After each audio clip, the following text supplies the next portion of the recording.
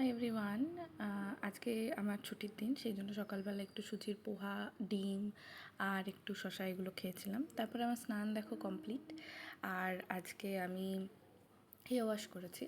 আর পুজোটা আজকে আমি দিয়ে নিয়েছিলাম, কারণ দিদার শরীরটা খুব একটা ভালো ছিল না। এই যে আমাদের সিংহাসন, আর এখানে দুটো গোপাল আছে আমাদের, একটা দিদার একটা মাসিমণির গোপালটাও এখানেই আছে। আর ইনি হচ্ছেন আমার দিদার বাবা।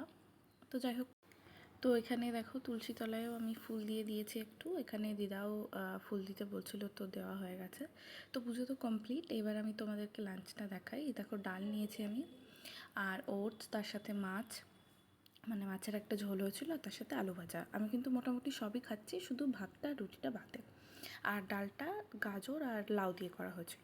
সন্ধ্যাবেলা একটু খিদে পেয়েছিল বলে চিড়েটা খেয়েছিলাম, শুধুমাত্র ডায়েট চিড়ে বলে নেয়, ওই চিড়েটা সত্যি ভালো খেতে। রাতে আমাকে একটু চা করে খাইয়েছিল মাসি, আর তাছাড়া লুচি হয়েছিল, কিন্তু আমি কিন্তু এটা খাইনি।